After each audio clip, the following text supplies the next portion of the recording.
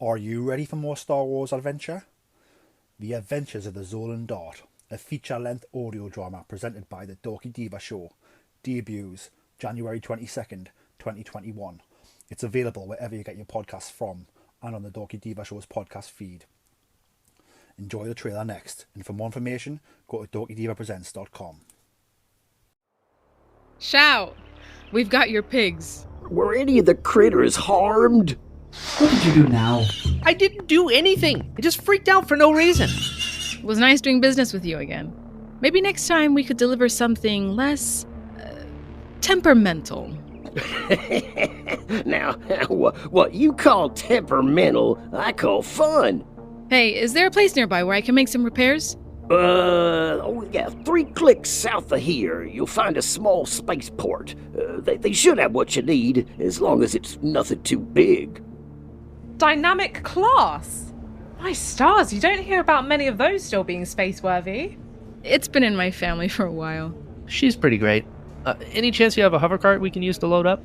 I'll check out the HoloNet to see if anything new has come up in the sector. My name is Sereth Khan. I am the chief here on Kamai. My people and I have been experiencing food shortages as of late due to unforeseen natural occurrences. We are looking to hire someone. I say we take this one. The pay is great, and it's the type of job we're familiar with. Welcome. You must be Captain Otoa. I've already sent word to Pack 2 to expect you in the next cycle or so. You told him we were coming before we even accepted the job.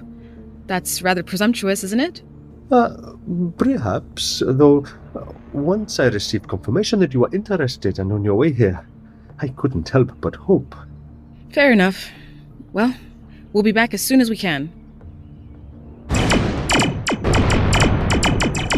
Well, that's not good. Is that blaster fire I hear? So you're the one. Captain, it sounds like they want to do this the hard way. I love when they got some fight in them. This is bad. This is bad.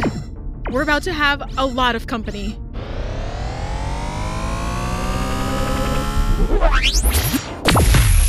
I'll see you soon. Hi, this is Savannah. And this is Brian from the Dorky Diva Show. And you're listening to Star Wars. The best place for below-average Star Wars.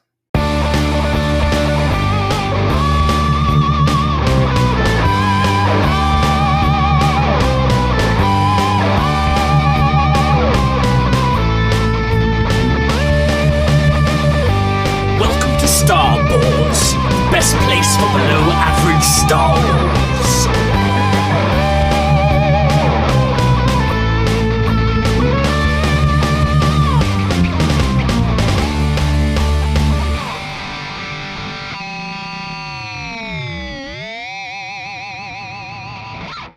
Hello there, and welcome to the Star Wars Show, the best place for below-average Star Wars.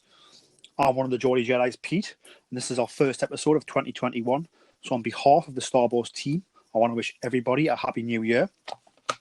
Our first episode comes as the UK goes into its 3rd national lockdown because of the coronavirus pandemic.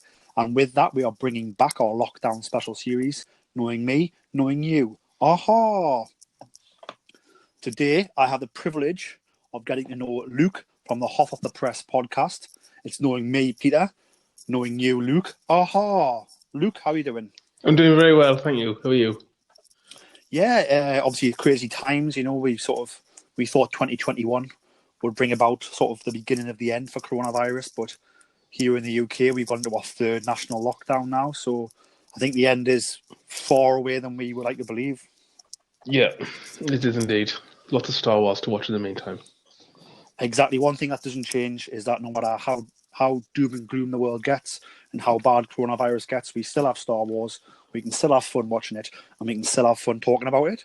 So I'm really looking forward to getting to know you in this interview, Luke. Obviously, the whole idea of the Knowing Me, Knowing You podcast was back at the beginning of the pandemic last March. I was worried that there wouldn't be any Star Wars news to talk about. So I designed this sort of brief interview series where myself and another Star Wars fan would just ask each other 5 Star Wars related questions in an interview, and it would just get Star Wars talk going, and it would just make us happy because we love talking about Star Wars. Yeah. So, without further ado, we'll get started sort of with the interview. I'll go first. So, question 1 for you, Luke, is, apart from the movies, which is, I suppose, is like the Bible of Star Wars, do you have a favourite part of Star Wars storytelling? So, obviously, in canon, we've got a lot of bits of canon now.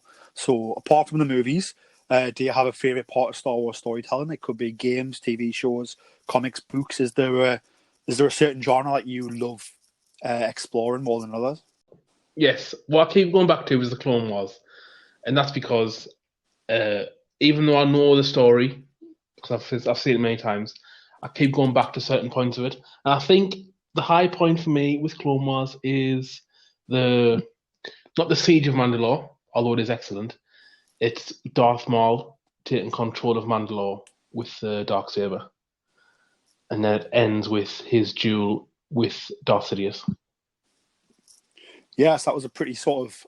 I remember when Maul came back and like sort of the sort of rumblings that had for the Star Wars universe, and obviously Maul come back like a sort of...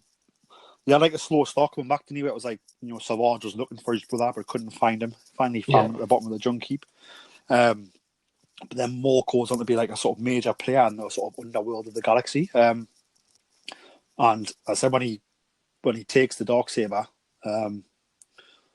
defeats Pre Vizsla, he also kills sort of Obi-Wan, the love of Obi-Wan's life, Satine, with the Darksaber, assassinates her. Like very, very sort of deep stuff, and then sort of that ending when like Sidious is like, no, this has gone on too far now, and he arrives and Sidious single-handedly takes on both Savage and Maul. Was a brilliant battle, but the way he sort of defeats both of them, and even at that point he sort of lets Maul live. And obviously, I don't know if you read the Son of Dathomir comic. I heard about it, and I googled as soon as I saw the episode. Because I watched it a few years after it actually aired. I did Google frantically. I was like, "What happens to Maul during this time?" And then you have does he fight Count Dooku? Was that right? So yeah. So basically, what happens is that just to give you a bit of background on the Son of Dathomir comics, it was released through at the time Dark Horse had the license to produce Star Wars comics. So it was released through Dark Horse, and it sort of follows the events and. So he's sort of being a more sort of still sort of, I don't know, sort of like tries to set a trap for Dooku. Obviously, Mother Talzin hates Dooku. The Separatists have already beaten Dathomir and wiped it out pretty much, as you see in the Clone Wars. I believe. All the timelines will get a bit jarring sometimes. So it's sort of like you see sort of Maul. So I think this comic actually set before that battle, but you sort of see Maul sort of trying to set a trap for Dooku on the Jedi, and it's sort of like the Separatists fighting the Jedi, fighting Maul. It's like almost like and obviously Maul has these Mandalorian super commandos, so it's a bit like almost like a triple threat fight. So there's like the Maul doesn't like the Separatists, and the Separatists don't like the Jedi, and the Jedi don't like the Separatists. And it's like sort of it's really, really, really, really good book. So I remember when it was so after the Lucasfilm, because this was published before the Lucasfilm merger with Disney. So so obviously when the companies merged, when Disney purchased Lucasfilm, obviously everything before it sort of got made not canon, but like that still was canon. And it was going for like hundreds of dollars online because it was out of print. But like since then, I'm glad I didn't buy it because I've recently bought it like for cheap. Is that like Marvel republished it, so you can pick that book up now and read it. Nice. And get it in cheap paperback version for like £15 probably, probably cheaper. So it's a really, really cool, really, really cool book that sort of follows on and dives more into the Clone Wars and sort of you get to see sort of Dooku interacting with Maul and the Jedi as well, which is really, really interesting and cool. It's just the motive behind it's the idea that Darth Sidious, while he is the main villain, and normally the main villains just sit back, but the idea that he just thinks, right, I've had enough of this little upstart, I'm going to sort him out, and just he goes on his own. Just it's the motive behind I'm not going to put up with any silliness, shall we say? No, definitely. If you look at it, like obviously, like more you've got obviously Maul survives, but like Sidious moves on to his next apprentice, Count Dooku, and obviously he obviously learns Maul's alive, but he realizes that Maul can be a bit of a hindrance to the Republic and help distract the Jedi from maybe finding out the truth. So we'll keep that going, but it gets to the point where it's gone too far now, and actually Maul knows too much because Maul does know everything. He knows all the master plan. So then he's like, I need to go and sort it out, but he can't order the Republic to go there. He needs to take care of himself. So he has to like essentially sneak off under the hooded cloak, go here himself, and then like I said, battle not just Maul but Savage as well. And you get to see him use like the two lightsabers, which is fantastic. Really, really cool visual. But obviously, we only see him use one in the Revenge of the Sith movie, but we get to see him use two here, which was like fantastic. For me, Clone Wars, because I watched it after it aired as well. I didn't watch it as it aired, but I found Clone Wars like absolutely like a fantastic dive into sort of Star Wars lore and canon. And for me as well, it really flushed out like Attack of the Clones and Revenge of the Sith. It really gave those movies a lot more depth. So I think like definitely Clone Wars is a like really, really good choice. Is there any of those like games or comics or books that you sort of haven't dabbled in yet, but that maybe you tempted to? I've tried some of. I read the Charles Soule Vader comic. In the very beginning, it starts with Vader questioning what he did on Mustafar, and it was such a cool idea. Just the idea that he goes back and apologizes to Obi-Wan in his vision. But I think what I get from the comic is that he kind of sensed that Sidious could sense the doubt. It's the initial regret that Darth Vader Anakin feels from turning, and he tries to, in his head canon, he tries to think about what happened if he tried to fix it, if he tried to go apologize to Obi-Wan and destroy the Emperor, that kind of thing. But obviously he doesn't.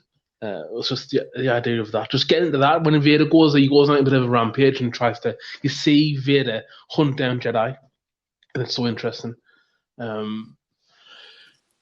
But just to go back to the Clone Wars very quickly, the fight with Maul and Sidious, I think it's the last time the voice actor Ian Abercrombie voiced him, and then at the end of the fight is when you hear Tim Curry take over from him as the voice, because Tim Curry did a few lines as Palpatine. Yeah, so did Ian Abercrombie pass away? Is that right? That's right, yeah. And then Tim Curry says the line, "I have other uses for you," when he's electrocuting Maul. There's loads of things in Star Wars that I love. Like I love the Force Unleashed. I love the first game, Force Unleashed. And then to go back 20 years is Knights of the Old Republic. I love that. Just anything that dips into the lore, like Clone Wars again, for me, I love it because it really highlights the different styles of fighting with each Jedi. Every Jedi has got a distinct, or Sith has got a distinct way of fighting, and there's never just kind of the two are the same. Yeah, definitely. Sort of, it allows each character to sort of step out of the screen almost and be noticed. Same with the Sith. Like each one sort of has individual characteristics, and it's it makes them feel more real and visceral because they're different from each other. But also means that people can have their favorites. Which if you got 100 Star Wars fans in and asked them like who their favorite Jedi Master was, who's not a main character, like you're probably going to get different answers because it'll be how they've identified with that person and their style. Which is obviously awesome. It makes Star Wars so customizable for everybody. That Vader comic as well, as you mentioned, by Charles Soule is absolutely fantastic. Yeah. And I love what Charles Soule's doing with Star Wars at the minute. I said he's wrote some fantastic Star Wars comics, and he also wrote The Rise of Kylo Ren, which was a tie-in comic to The Rise of Skywalker, which sort of dealt with what happens the night the temple burns down. Do you really? Yeah, and that is awesome. I recommend picking that up. That's available in trade paperback now as well. It was only 4 issues originally. You probably get it for £10 on Amazon, £10 on Amazon. Is it like a full-on actual graphic novel where it's like a decent-sized book? Yeah, so it was a 4-issue run. So it was released in 4 separate issues. Yeah. So it's not huge. It's like limited run, but you can now buy those all together in like one trade paperback. Oh. So you get like the whole story. Like I said, it's just 4 issues, so it's not as long. Usually they're about 6 issues, so it's 4 issues, so it's not as didn't run for as long, but it just tells the story of sort of Ben Solo and sort of the troubles he's going through and life on the Jedi Temple and Snoke being in his head and the Knights of Ren are also dealt with in there. Does so I it definitely help recommend picking that up. Not understand. Does it help Rise of Skywalker? In any Not way? really. So I mean, like for me, some of the time material for Rise of Skywalker was fantastic, but then the movie just ignored all the time material. Yeah. Which is probably one of its issues. For me personally, there's some bits I enjoyed of it, some bits I didn't. But I felt that they weren't really. I felt that Chris Terrio and JJ weren't really listening to the story group much and listening to what was going on, which just that's up to them. But I said this Rise of Kylo Ren book I definitely recommend. It's written by Charles Soule. It's just as good as the Vader run that he did. So if you enjoyed that, you'll love this. Then obviously he's just kicked off the High Republic with Light of the Jedi, which was released on Monday the 5th, which mine arrives tomorrow. So I'm excited to grab that and start reading. I tried the audiobook and I struggled, and I'm going to have to get that paperback. I don't know why. So I've never done audiobook, so I wouldn't know, but I've always prefer reading, if that makes sense. I just find it hard to read because I just have it on the back. I'll sit there and listen, but then I just start I'll be on a game while I'm listening to it. It doesn't help. I can't focus on it. I need to read it because I can read it and take it in my head imagine it. There's something about, not to sound too cheesy and old-fashioned, but there's something about reading the book and then just having the thought in your head about what's happening as opposed to the audio book kind of half tells you. And I think for a book it works to read it.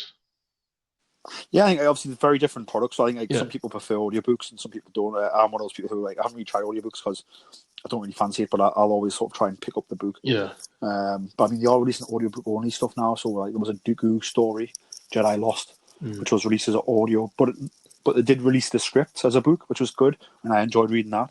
And there's a Dr. Aphra audio coming as well soon. She's a comic book character. So I'm hoping to get that as a script when it comes out as well. Are you fully into everything, all the canon stuff? Are you fully invested into the whole? I try to be. So there's a lot of content and it's hard to keep up. I find it hard to keep up. So I've got 4 books in the go that I haven't really read much, but I'm trying. So I'm halfway. I've got a few chapters left of the 3rd Thrawn book in the Thrawn trilogy. I've got the new book from the new Thrawn trilogy I haven't started yet. I haven't finished Alphabet Squadron from Alexander Freed number 2, which is my 3's out this year. Alexander Freed, he wrote Twilight Company. He did, yeah, that's correct. The first one had in it, when Vader goes to Hoth, a very similar Vader scene to Rogue One. It had a similar kind of feel. I read a lot of those books. The Aftermath and the Catalyst was really good. Bloodline, I think, still the best. Lost Stars is amazing. What's the other one? What's the Leia one? Is it just called Leia? So there's a couple of Leia ones. Obviously, there was Leia, Princess of Alderaan, which is by Claudia Gray, I believe. That one, the same writer of Lost Stars. Yeah. And the same writer who wrote Bloodlines, which is also a Leia-centric novel. But I didn't read, what was it called? Resistance Reborn? The book. It was a kind of in between Last Jedi and Rise. That was a fantastic book. It tied together Battlefront 2 into Last Jedi, into all the comics. It tied all the canon together going into that last movie.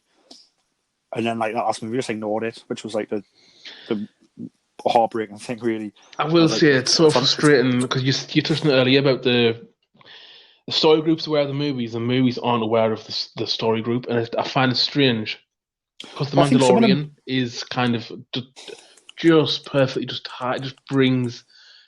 ties in everything together in that last series of Mandalorian. The first series is really good, but the second series is just it's like almost a thank you to Star Wars fans. It's so good, so good. But it's not just a thank you. That makes sense. That's the thing. It doesn't try to be a thank you. Yes. But I think the story group were there to use. So I think I think the story group were used with the Force Awakens. Story group were used the Last Jedi, but I think the story group just weren't used. And I think it's obviously in the filmmakers' contracts, especially for that last one where you don't have to use them. Maybe it's my opinion anyway. moving on, what is your first question for me, Luke? Yes, my first question is, I'll give you an example after I ask it, is what is your favourite scene? What isn't seemingly important or doesn't get mentioned much? So an example for me is, mine is when Grievous goes to Utapau after the battle on Coruscant and Sidious tells him, oh, soon I will have a new apprentice, one far younger and more powerful. But I love the scene because of the music and just you kind of get the first hint at how disposable Sidious thinks of as Grievous and Dooku. He just doesn't care. I mean, it's important, but it doesn't get mentioned much. I don't know why, but I love it. I absolutely love it. It's when Grievous has that shuttle and he walks out and quite quickly coughing and he goes up with Sidious and Sidious says, "Oh, soon I'll have a new apprentice." It's a very short scene, but I love it. Absolutely love it. Yeah, I think Dooku. I think if I remember correctly, I think they talked about like the loss of Dooku. Like yes, but the loss of Count Dooku. Yeah, that one. Yeah. But it's very much like Sidious doesn't really care. Yeah. A, he doesn't care because he's got an apprentice, and B, he doesn't care because at the end of the day he wants the Separatists to be defeated. Yeah. Even though Grievous doesn't know that, he doesn't realize he's being played. That's almost the master plan, isn't it? Yeah. But yeah, I don't know. For mine, one of mine was like I loved like in The Force Awakens when like Kanja Club and the Guavian Death Squad turn up to get the money back off Han Solo. Yeah. Like and then those guys realize that they've both been like had by him. Yeah. And like, and his plan was to go unnoticed, get the big payout, and pay them both back and make money himself. But just how it sort of his scam hasn't paid off. He's been rumbled beforehand, and it's like, although it's not a big part of the plot, it's sort of like good to see sort of Han being in a bit of a pickle. Yeah. Like he wasn't.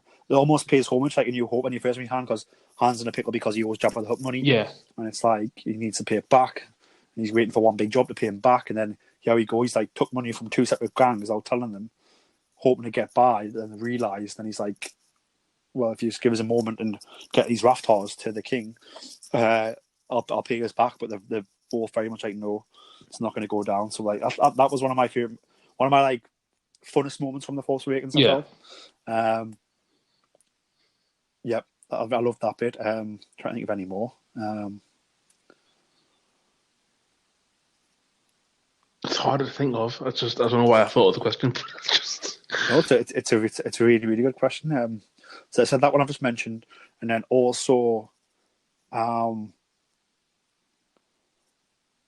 probably would say in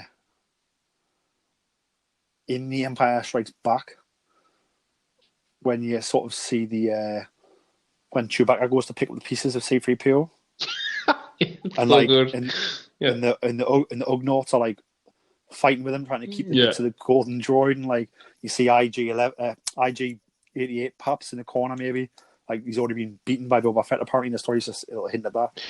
Is he? But like, it's like if you watch that scene, there's like an IG droid in the corner, and it's always been said that maybe it was I think they've said it was IG-88, as in Boba lands and IG-88 lands, and it's like Boba takes him out to then get them back from the Empire.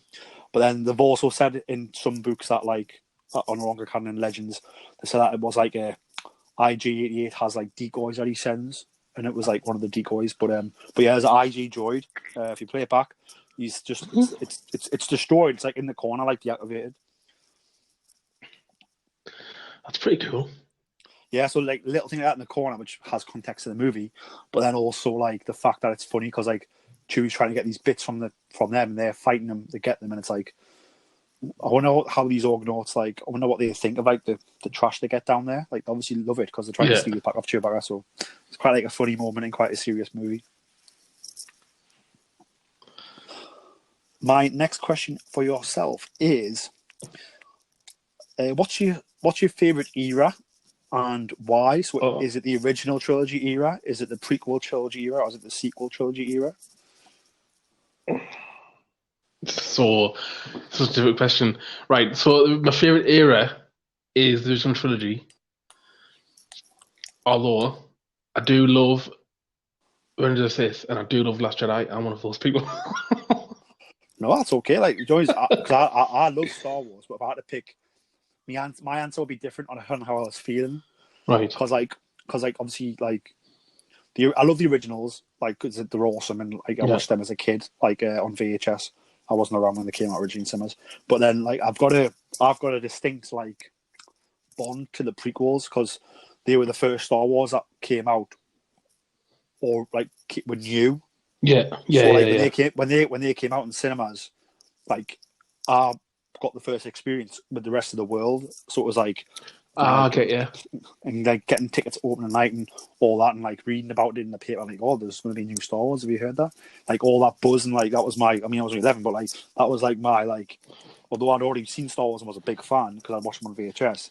When the prequels came, that was me time for you. I guess that's a good way. My first experience of being in it. Do you know what I mean? I guess that's a good way of the reason why. I guess that you've hit the nail on the head there. I think why people. So same for the sequels. This will be the first time a kid has had a movie of Star Wars where it's been out in the cinema. So I guess that's why people see It's My Star Wars, is because it was in the cinema. I didn't see episode 1 in the cinema.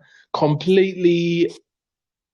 I totally just missed the hype, everything for it. I missed nothing. I remember nothing about the hype of Star Wars. I remember 1999, me and my friends were excited about Lethal Weapon 4. Yeah. So I seen the original trilogy when I was about. It was the gold and black VHS. My friend had it, and I tried for weeks. I was like, "Oh, can't lend it." And then he lent it eventually, and I was amazed. Just the idea when I was a kid of laser swords, just so good. And then episode 2 was the first one I saw in the cinema. And again, I just kind of wasn't even aware of what I was, not aware of what I was watching, but I wasn't aware of I wasn't aware of the hype. I was just seeing another Star Wars movie. It's later in life where I realised the significance of seeing Yoda fight and Count Dooku being his apprentice. And episode 3, episode 3 is the first movie I saw in the cinema more than once. I was always kind of, you go in the cinema and that's it, you've seen it. It never occurred to us to see a movie more than once. And I was like, I've seen it twice. And I was where my dad worked, and this other man in the pub was like, I've seen it 5 times. But I remember seeing Revenge of the Sith in the cinema, and I remember getting goosebumps and chills when Sidious is fighting Yoda, and he's on the platform in the middle of the Senate, and the camera comes back, and you see the size of the Senate room with just them fighting. So it's the fight for the. It's literally the fight for the direction of they're fighting in the Senate, so obviously it's a metaphor for the fighting for good or evil, the fighting for tyranny and not tyranny, you know what I mean? Freedom. And I just love that shot in Revenge of the Sith when it comes back and you see that you see the Senate empty, but it's just them two fighting. I love that fight so much. I love how evil Ian McDiarmid gets. I love it so much.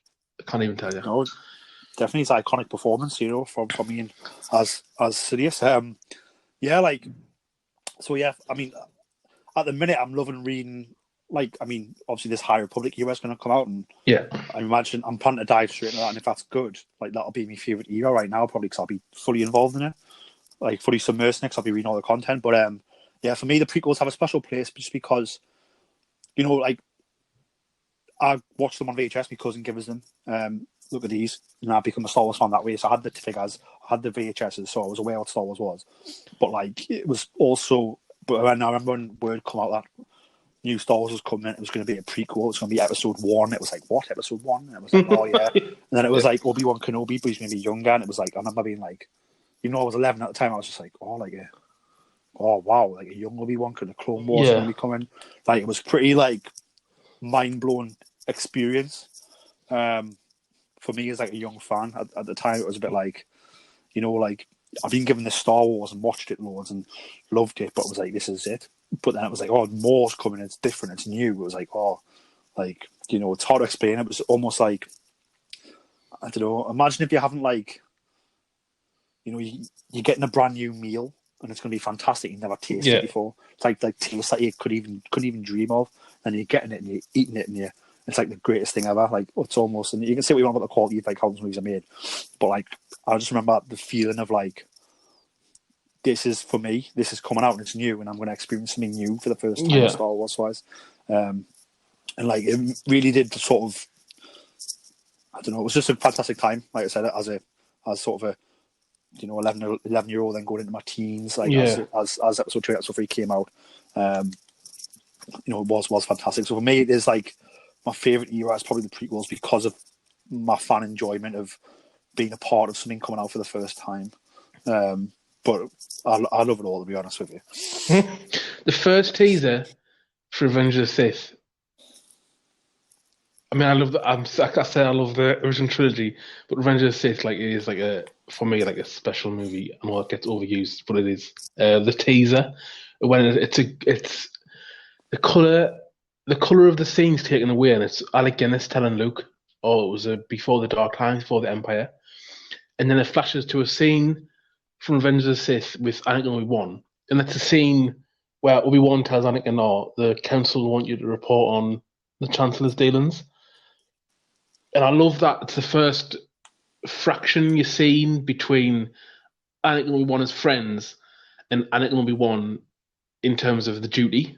So that Obi-Wan is dutiful to the Jedi Council. Anakin is dutiful to Palpatine, who believes his friend. And although he's dutiful as well to Obi-Wan as his friend, I love that. I love that scene in the Sith when Obi-Wan says, when Anakin says, "Oh, why are you asking me? Or why are you asking this of me?" and Obi-Wan says, "Oh, the Council is asking you." Like, Obi-Wan is such a loyal Jedi, and he believes in the Jedi Order, and Anakin can't see. I mean, in this argument, I'm with Obi-Wan. Like, Anakin is blindly loyal to his friends to the point where he does clear his judgment a lot, and it's frustrating. Even though you know what happens, I'm watching him going, "What are you doing, man?" You know what I mean? Yeah, I think obviously Obi-Wan says, like, "I'm not asking you, the Council's asking you." So I think Obi-Wan does question that decision from the Jedi Council, but because he is loyal to them, he follows through on it. But he doesn't necessarily agree with it, but he still does it. But I think obviously the problem with Anakin is that, like, he's already been sort of groomed and corrupted by Palpatine from such a young age that it's already too late almost. What's your next question for me, Luke? It is when do you get the urge to watch Star Wars, and do you always watch a full movie or in order? Like, my friend the other day had a meltdown because I told him that I'll just kind of, I want to watch the fight between Dooku, so I'll put it. I mean, now Disney Plus it's easy because you can skip the scene. And for me, I'll watch a movie fully now and then, but sometimes I will just need a fix. So I'll watch the Hoth battle, or I'll watch the duel on Endor, or I'll watch the final battle in Force Awakens, or I'll watch Han's death. I'll just get a fix. Like, when do you get the urge to watch it and there's always a full movie? Or do you have to watch the movies in order every time?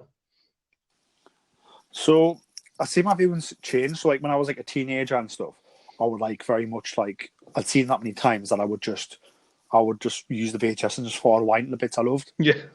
So like whether it be the pod race or the lightsaber battle at the end on Naboo, or whether it's Return of the Jedi and I'm fast forward to the space battle and the lightsaber duel at the end on Endor. So it was like then. Now, I don't really do that. So I'll watch a movie and like watch it in its entirety. As for in order, it doesn't really matter. It just depends how I'm feeling. So like at the minute of Mandalorian, for example, I've watched just the other day. I watched the final episode of season 2 again, just because I had 45 minutes. I thought, I'm going to watch it. Stick it on. And then watch it all. And I was babysitting my nephew the other day as well, and we just stuck some Clone Wars on. I just put the final season on, but just watched from the beginning of the Siege of Mandalore. Just watched the Siege of Mandalore again with him, and he obviously he's not. And doesn't necessarily know what Star Wars is. He's only like 2.5, 3, but he's got lightsabers. He likes cartoons, so he very much like enjoyed it.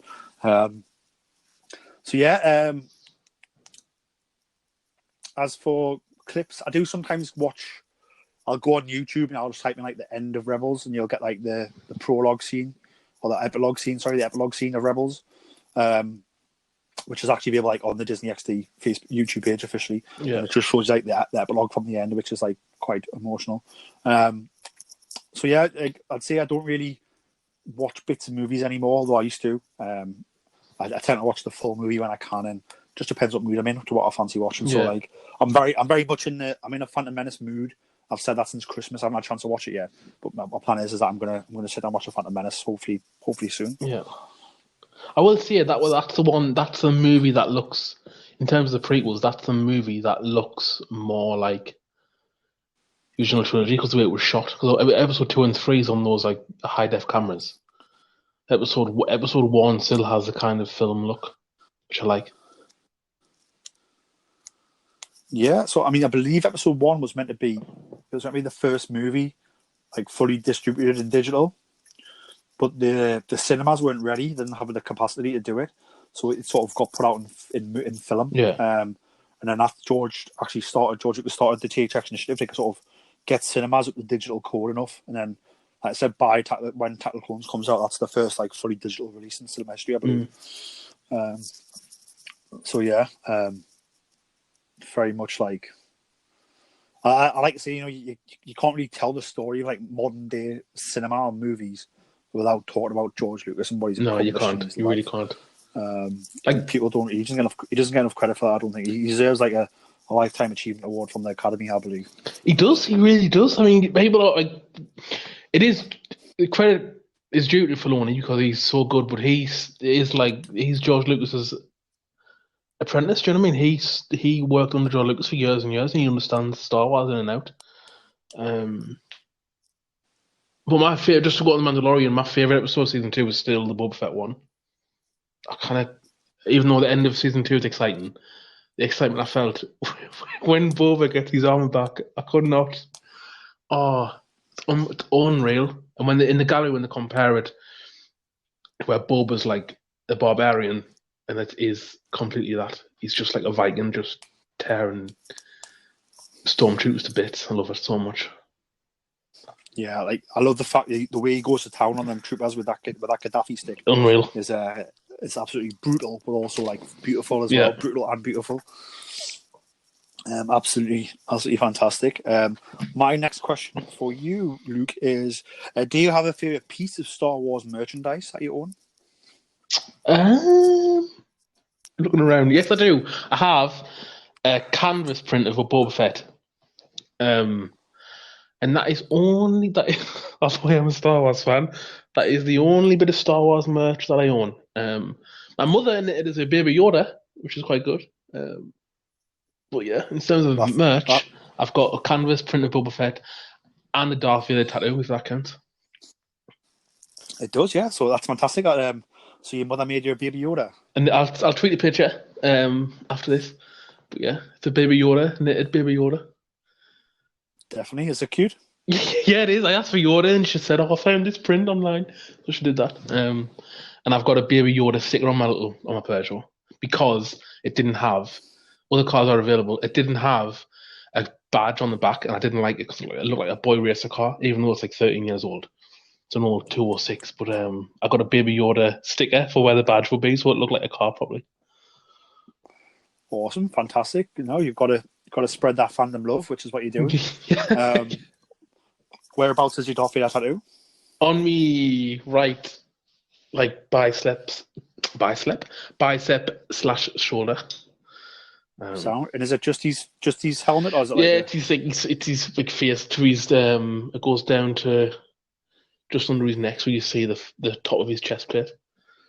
Nice. Let's put a picture of that on for as well. Oh. Fantastic. And how big's your canvas of Boba Fett? Oh, I don't even know. It's about 2.5 feet by 1.5 foot. It's not too small, but not too big. I want loads. Nice. I want. You can find them on Amazon. There's loads of different styles. I want like a collage wall of canvas, Star Wars canvas. Yeah, there's a lot of good Star Wars artwork out there. So, have you got him on the wall? Yes, on the wall. Whenever I do a video podcast, I make sure that he's in the background. so it looks. There we go. Fantastic. So it looks like. So it looks like I'm a fan because everyone's on podcast now. You can see all the stuff behind them. They've got like what them things called Funkos. Is it Funkos with the big bubbly heads?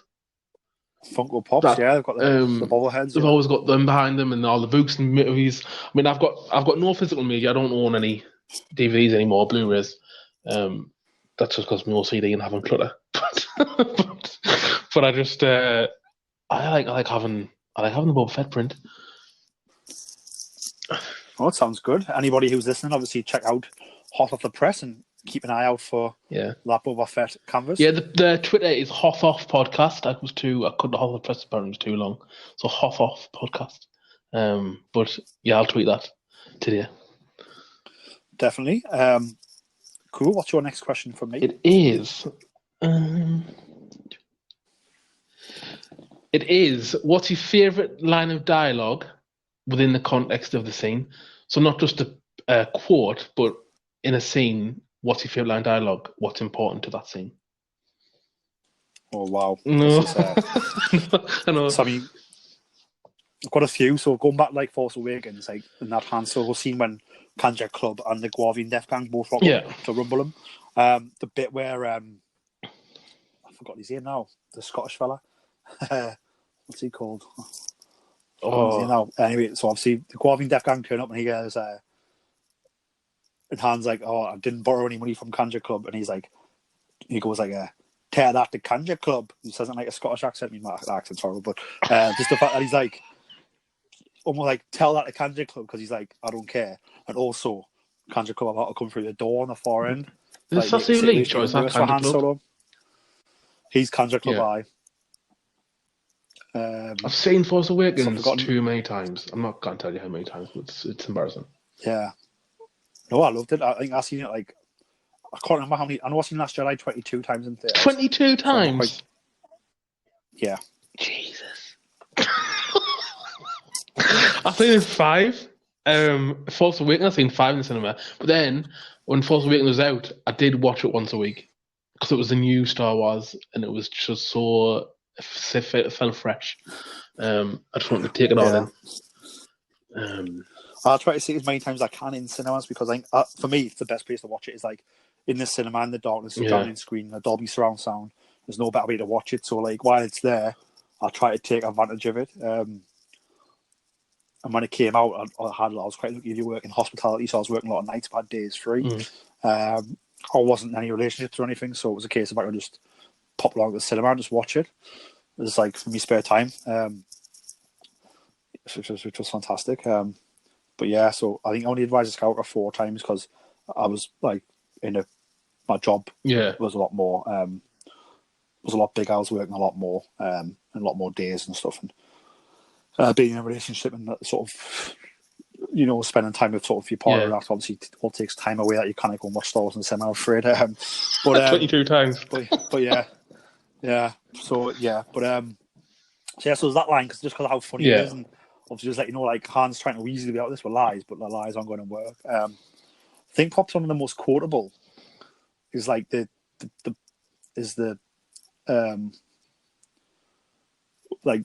exchange between Luke and Vader on Bespin. Yeah. Where he's like, Obi-Wan is he mentions Obi-Wan, and then again Vader mentions Obi-Wan again in the battle on Endor. Although he's like, Obi-Wan was wise to hide her from there's a shot in that Bespin scene where Vader's talking to Luke, and there's the coolest shot where he's got his arm out and his cave's behind him. It looks epic. But there's another shot where he's talking to Luke, and I think he says, "Join me." And with the way Vader's hand is, it looks like he's a puppet of the Muppets. It looks like he needs a black pole on his hand. And for some reason, he's like standing upright and his hand's out in front of him, and it looks like he's Kermit the Frog. The way he's standing, I don't know why. That every time I watch it, I go, doesn't quite look right. Doesn't quite look as epic. There's that one little shot, and then it goes back to being epic again. It's a weird little shot. It's always bugged us. Expect Gonzo on his shoulder, but yeah, I think for me is my favourite scene in the sequel trilogy is the Luke and Leia scene in Last Jedi. and it's when Leia says, this is the end, isn't it? Oh, kills us every time. Every time. And then the behind the scenes footage of that scene murdered us when I watched it. Because there's no music, it's just the two actors doing the thing. It's like watching, not to sound really snooty, but it's like watching a theatre play. And Mark Hamill and Carrie Fisher are, as actors, criminally underrated. Craig, it's not even funny how underrated Mark Hamill is as an actor. Like, he knows his craft inside and out. And why he does not get in more movies, I don't know. I do not know. But it just frustrates us so much. Like, if anyone listening, if you go to Mark Hamill's IMDb page, you will find Mark Hamill voiced characters you know from cartoons and animation, and you didn't even know he voiced. Like, it's, I mean, he's coming up with Skeletor in He-Man. He done Lord of Fire in Avatar, and famously did Joker in Batman. But in Rise of Skywalker, he plays that rebel spy who says, "Win the war," when he passes Poe the DDL, the message from the hatch. Yeah. So he's done, like, obviously he went more into live voice acting, Yeah. like after the Star Wars trilogy ended. Like, who really knows why, but like he did very well out of that. You know. But yeah, he's definitely like a fantastic actor, and he is underrated 100%. Same with Carrie Fisher, and also Carrie Fisher's screenwriting ability. Yeah. People don't realize how much of a screen doctor she was, especially in the 90s. And 2000s, sort of reworking scripts for people. Fantastic stuff. I think, just to go back to question one, last like line that really sort of is tragic is in Star Wars Rebels, the season 2 finale, Twilight of the Apprentice, when Ahsoka's like she says how does it go again? Vader's had the mask cut, and he's like starting to sound like when you hear the two voices, genius.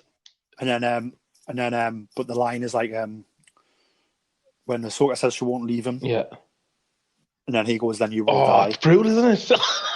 And it's like, yeah, and it's like, when you hear James Earl Jones' voice with Matt Bomer's voice, is it Matt Bomer? No, it's not. It's Matt. I get confused with the two because the two ridiculously attractive men. But when you hear the two voices of James Earl Jones and Matt Lanter, ruins. Because you hear Ahsoka's theme in that scene, and they do that scene in Mandalorian. See, man, it's so good. So good. So good. It is. Star Wars is the best. So good. When you really think about the different scenes and how it's all unreal. So going on to my next question for you, Luke, is which project coming up next are you most excited about, and why? So is it one of the Disney Plus projects that's coming? We've got Cassian Andor coming, we've got Obi-Wan Kenobi coming, we've got Ahsoka coming, we've got everything coming almost, it feels like. What I am excited for, what you mentioned, I think, because I like fresh new things, I'm excited for Acolyte. I'm really excited for Acolyte. Even though the High Republic's only 250 years before Phantom Menace, and then Acolyte is toward the end of this period, which apparently is 50 years before the Phantom Menace. I'm just interested to see something a bit fresh, a bit new, but we haven't seen, and more so seeing the fighting. I need to see what the fighting's going to be like in this period. Is it going to be like less refined or more refined than Phantom Menace, or just seeing? I want to go more to the, because Acolyte is. I want to really go more into the dark side. I'll be interested to see if we see any holocrons in live action. Maybe people are speculating that potentially they might do a switcheroo and make Plagueis female, and then have the lead of Acolyte become Plagueis, and then lead into that, which will be interesting. Is that Plagueis novel canon that came out? It's not. So does that mean that Plagueis doesn't have to be a moon, the species that he is? So I mean, technically, this is what. So as far as I'm aware, I always have this conversation. So as far as I'm aware, because that Plagueis novel's not canon, doesn't mean it won't be in the future. They won't bring him in. But I think technically, in canon, the only bit of Plagueis we have is the story that Palpatine tells Nice. Anakin. So technically, for me, because I always watch that scene as a lie. Like he's telling a story that makes Anakin think, oh yeah, I'll learn the powers to save my wife because that's what I want. But like when Palpatine knows that's what he wants, so he tells him about something that he wants. But like, is it actually real? So when he said, "I killed him in his sleep," it could have been. It could be that he's lying, and it could be a female. So I mean, it could be a true legend. So it could have been like who's to say that he is the apprentice? I mean, he probably is, but like, there's nothing to say that like Palpatine is the apprentice of this man called Plagueis, and there's also nothing to say that like this isn't a concoction made up by Palpatine. I mean, to be honest with you, I think he will be made canon, and I think he will be Palpatine's master. I can just see that happening, but technically, I think I could be wrong. If I'm wrong, obviously get on the Twitter, guys. Let us know when you read. I'm sure they'll tell you if you're wrong. Anything, but I'm pretty sure that like I said, other than the story that gets told in canon, that's it. So like, Palpatine could be telling a lie, Palpatine could be telling the truth, and he could be like 3 masters down the line. So maybe Palpatine's master's the one who killed him, and he taught Palpatine. Like, do you know what I mean? So it could be many different ways. So obviously, Acolyte is the Disney Plus television series that's in development right now, being developed by Leslie Headland. And yeah, it's going to deal with like, I'm very excited for it because it's going to deal with like dark side powers and dark side artifacts and dark side lore, as you said. I would love to see some Sith holocrons in live action. I think there should have been in Rise of Skywalker. I don't know why they got rid of them for the Wayfinder. Please don't. That's all we're going to say. I like the idea of the Wayfinder as well, but I think you could have had both in that movie.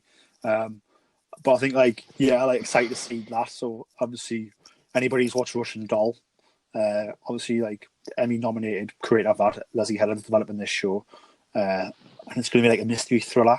Apparently, that type of show, showing the shadowy secrets of emerging dark side powers in the final days of the High Republic. So, probably a good thing to dive into the High Republic now. Now, when the show comes out, maybe like dive onto the end of it. Could be some connections, which will be fun. But yeah, I definitely agree about that. I'm very excited for it. It's going to be because what you mentioned about Plagueis telling the story and being a lie. It'd be interesting if where Plagueis decided to learn dark side himself, and then killed Plagueis and his apprentice, and then took up the mantle of being a Sith. Maybe they could do anything. Do you know what I mean? Because that book's no longer canon.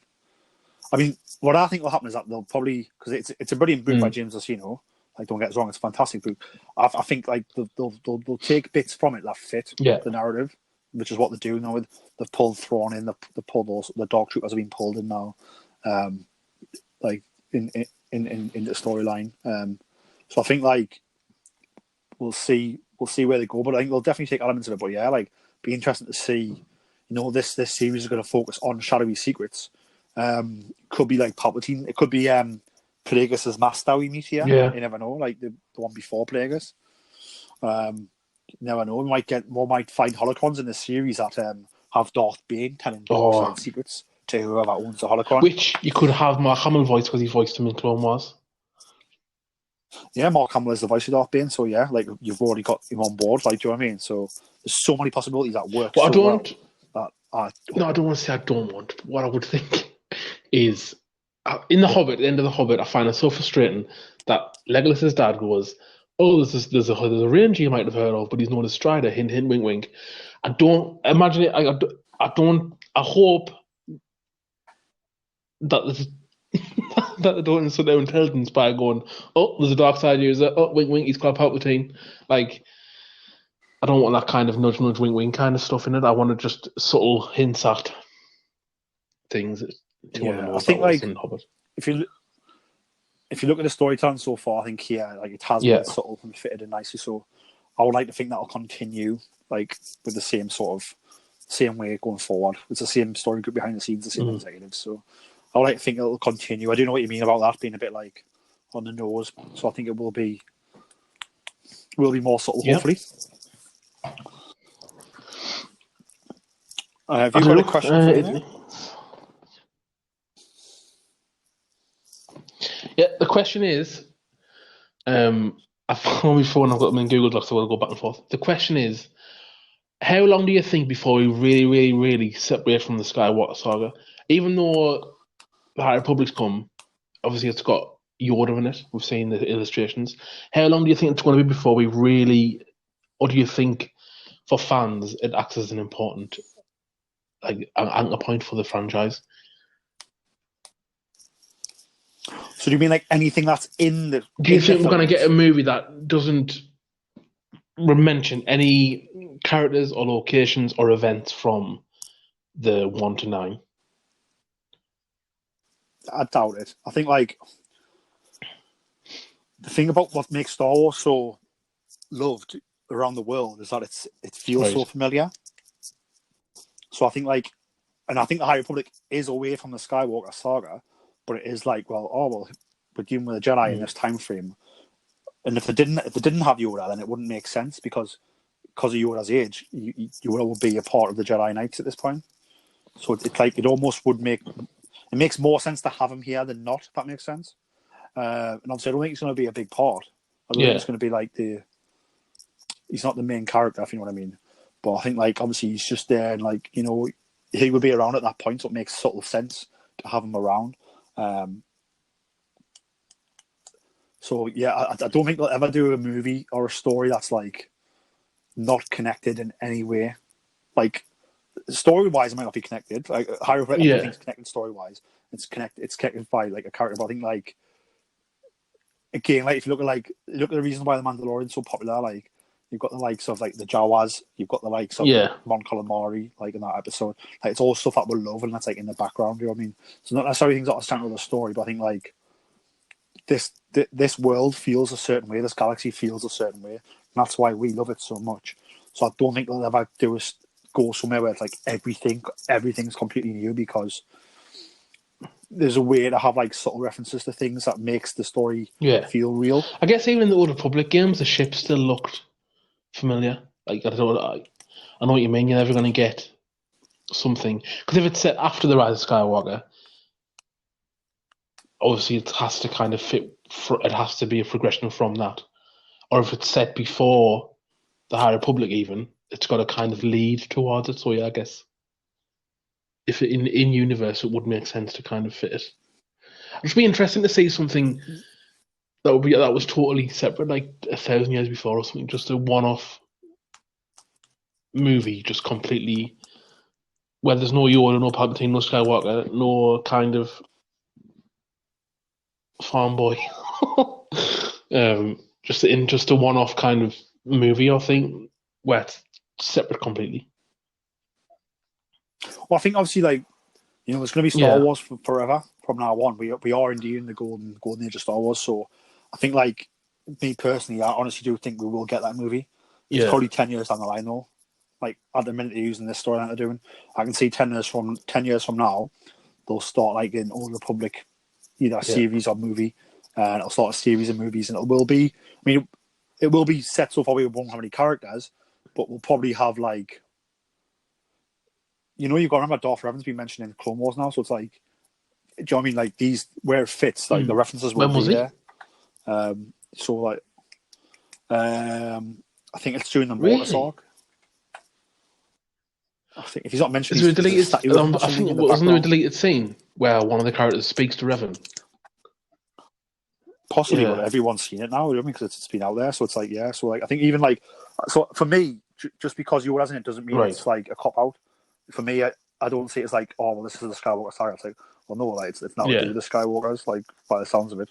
Unless at the end it's like, oh, well, this is how Anakin's born or something. Then yes. No, do you think is it the one of, are they being too safe, or do you think it's just to make sure it's familiar so the fans have a point of entry, if you like? I don't know. I think like I've not read the first book yet, so I don't really know. But like from what I gather, like all these characters are new. The only character we know about is Yoda, and even then, he's not the narrator. He's not the protagonist. I think he's more in a comic than I think he's mentioned some of the books where he's more in a comic than other ones. I think again, I haven't read any of it yet, so I need to do that. But so I think like for me, doing this era just before things go bad, I think it's like a good thing. and then it means that like down the line you can go and tell like more stories about the Sith being Legion and stuff. I think what I'm interested to see is, I mean, I listened to maybe an hour of the audiobook before I realised I wanted to read the paperback. And I didn't really quite get anything from it. But I'm wondering if in this High Republic 3 phases we're going to see the arrogance or maybe the misguidedness of the Jedi potentially. Like if they are they going to be painted like where they are like holier than thou and they're kind of totally good and the best thing ever like superheroes, or are we going to see shades of like the hubris and that kind of thing? Be interesting to see. Definitely, I mean that might start creeping towards the end. Yeah, you know, sort of like the Trials of the Jedi, which is the final phase, which is probably like 4 years away from now. Because I've said phase 1 runs until like midway through 2022, I think. So you know that's phase 1, and there's a phase 2, and then there's a phase 3, which is called Trials of the Jedi for this High Republic era. So yeah, I think like I think lots of different ways that can go with it, which is good. Again, I haven't read any of it, so I don't know, but I imagine this is going to show you the Jedi like on the frontiers and being out there in the open and stuff. So it's quite exciting. My last question for you, Luke, is obviously you've got a Star Wars podcast of your own, Hoth Off the Press.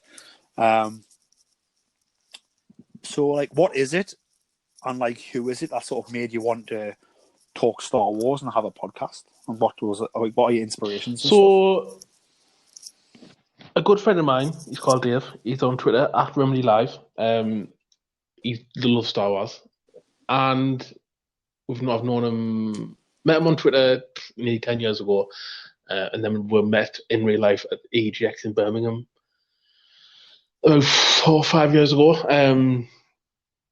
And every time we had a conversation, inevitably, it would go to Star Wars.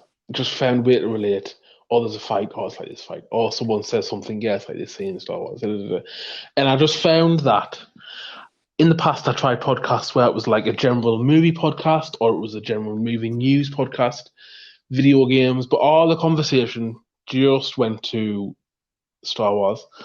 And I've been off Twitter for maybe 3 years now. So the last time I was on Twitter was The Last Jedi. And we all know how that went. And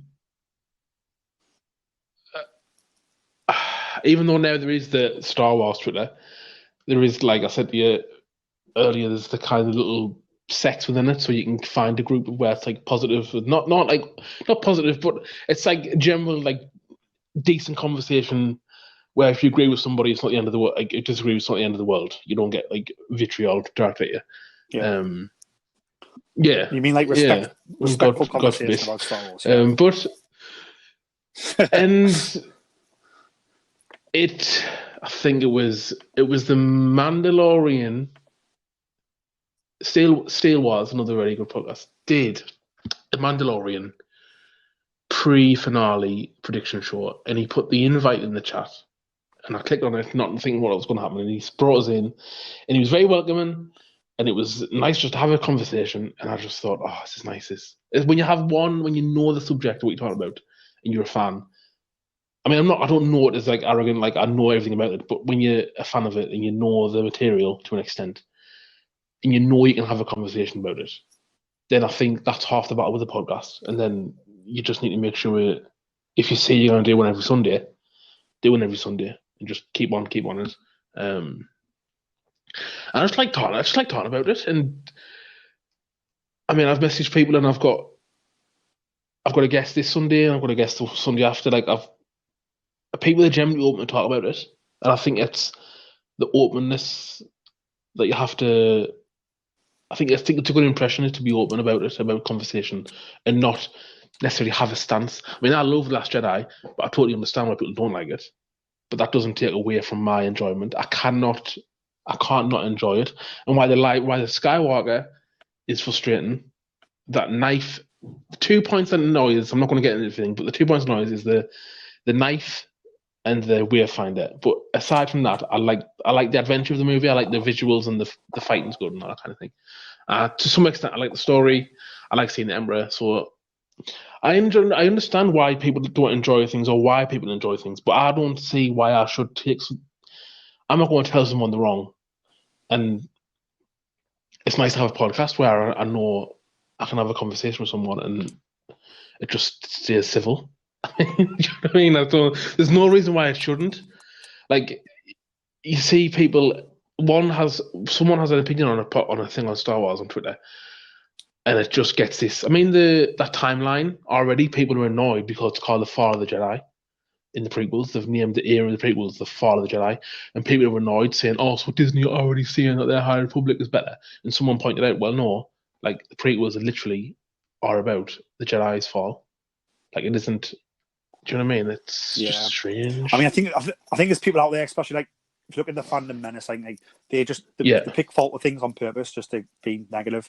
I think like yes, like the prequel story 1, 2, and 3 tells the story of the fall of Anakin Skywalker, which is the fall of the Jedi. So like it's 100% right. I think like 200% agree with you. Like obviously on this podcast, obviously like it's me. Like usually it's me, my cousin Alan. And it's Ian who like usually rotate hosting duties. And you know when we like a lot of the same things, but we also have different opinions. And you know we just plenty talk about it.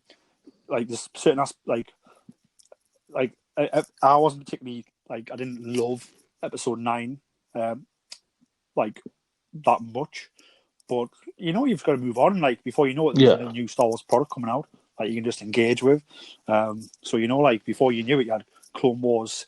The last season of Clone Wars coming out and Mandalorian coming out, and it was like, oh well, you know what? Guess what? I've moved on because this new product's in my face right now, and it'll be like it'll be the same. Like, say if I just watched the Mandalorian and I didn't like it, although that's not true. But if I didn't, then guess what? This High Republic era's just come out. So guess what? Even if that wasn't for you, I guarantee there is a piece of Star Wars for everybody. So like you just got to just embrace the stuff that you love. And then just not. It's just kind of, and I understand being a fan, but I told you this the other day, and I just don't understand this need people have to defend Star Wars to the point where they're going to insult someone. It's like the pettiness of a football match. Oh, you're wrong, and it's just this idea that someone's wrong. It's just weird. Yeah, but it's not just Star Wars. I think like those people like that in real life. So like. Whether at a queue in the bank and they're like, I don't, and no, but those people who complain about the online, I want to see a person, and it's like, yeah, but it's not going to do anything. All those people who are like, you know, like political debates and stuff like that, like those people are like that point in all aspects of their lives. I think, like, you know, I can be critical, and like sometimes we have critical discussions on the podcast about art because art is subjective and you can be critical about it, but I don't let it take over the narrative. And like once we've had a discussion about it, we move on. Like, do you know what I mean? And then in the next week, we're talking about something else. We don't need to go back to the same. You know, we don't go back to the same things that we don't like. Do you know what I mean? We'll talk about it when they're brought up, but then we move on and we talk about the next thing. And I know what you mean. I think some of the best podcasts do that. I think obviously Steel Wars does. I know that the guys over at the Sky Talkers podcast do that. The guys over at the Dirty Diva show do that. The guys over at Star Wars Escape Pod do that. These are also podcasts that I enjoy listening to. Where you know you get their honest thoughts on what they think, but then you can tell when there's some kind of which is agenda behind what someone's saying, or there's a smugness. I've seen podcasts where there's like a smugness, like a know-it-all attitude, and it just puts you off because you feel. Not that you're part of the podcast when you're watching it, but you just kind of feel like there's a barrier of like, oh well, it's like off-putting. I don't like that. Do you know what I mean? Like you need to be kind of welcoming, I think, to listeners, and when someone is on a podcast and they're kind of, well, this is and this. I just don't like. So people were saying that they were lied to about episode 9 or and the makers of the movie don't owe us anything. They're making a movie. We don't have to. It's not I don't think false advertising falls into it. They just make a movie. We'll see the movie. Do we enjoy it? Yes or no? and then, like you said, we'll move on to the next thing. Like, it's just strange. But I mean, even advertising, like, you know, the trailers are usually made by like trailer houses, not made by the company usually. Like, do you know what I mean? So like, I think that's a bit people looking to poke fun at stuff there, and like, and they're looking to, like, you know, if they can't see an issue, they'll find an issue. Do you know what I mean? But I think but you were saying Steel Wars there, so like, you think Steel Wars? I just find it when I was on it for the like half an hour, he let us have me. It was nice he said, he asked questions about what I think is going to happen. But it was nice just to sit and listen and not feel the need to kind of. People had points and I disagreed, but I didn't feel the need to jump in because it wasn't my show to do that. And I think that should be the idea of conversation. Just be respectful and not lash out. And that's why I want to do a podcast where it's just not overly positive, like have disagreements, but you shouldn't shoot someone down. Like to say someone's wrong because like a certain scene, I just find it strange. I find it so strange. Yeah. Awesome. So I think have you got one more question for me? It is. Should I have one more? So what was the first Star Wars video game you played? And as an example, mine was the Super Star Wars for SNES all those years ago. Show me age. So I think mine was the same, although I remember having the game, and I remember that was it. Luke Skywalker had a lightsaber. Yes, but you have to find it's really difficult. I couldn't do it. Is that correct? So I remember that. That's all I remember about it. So I wasn't really engrossed by it. If that makes sense. My first like engrossed Star Wars game memory comes from probably good Star Wars Bounty Hunter. Nice. PlayStation 2. Yeah. Which was a really awesome game. Obviously you play as Jango Fett, and it's all about winning the contract to be the clone donor. Yeah. The clone DNA donor. And so Darth Sidious is in that. There's a Darth Sidious' apprentice. Yeah. Sorry. Count Dooku's in that, Darth Tyrannus. And then his apprentice, who I can't remember her name now, but it was very similar to a Sarge Ventress, but it's not a Sarge Ventress. Obviously, it's not canon, but you can see where they later took inspiration from it for some stuff. But you get the sort of no, it's not her. I thought it was Sarge Ventress. So yeah, but that was a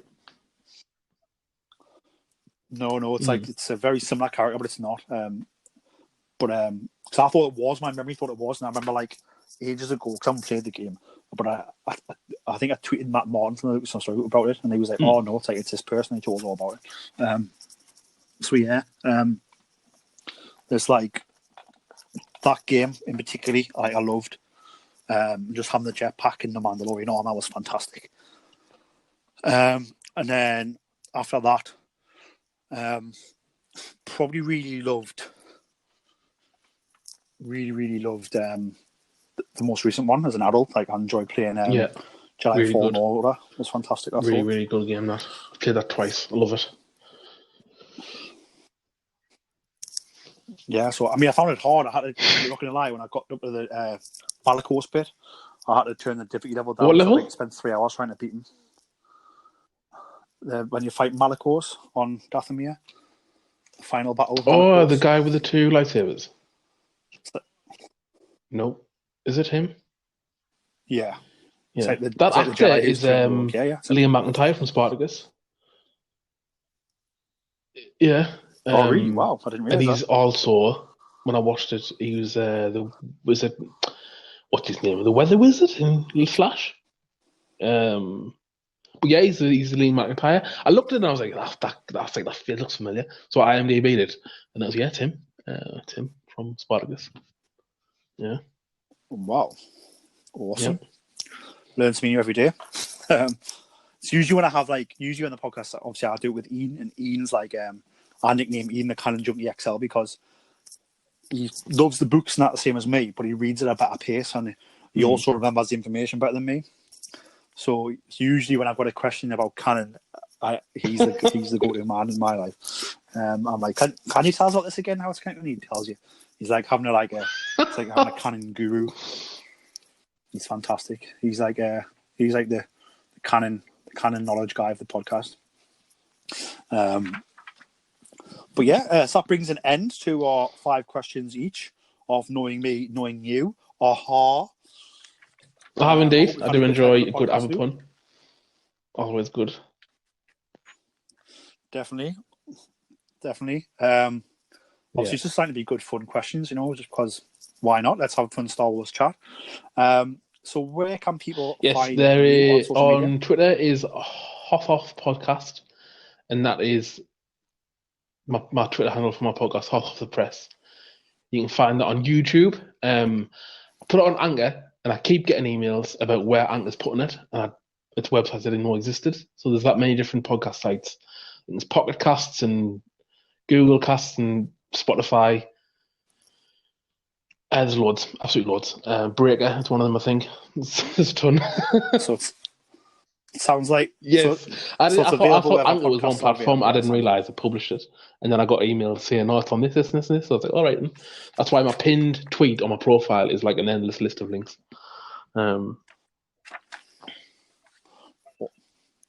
Sunday, Awesome. and I'm When's the doing next that episode with coming? the 3 Men and a Baby Yoda podcast.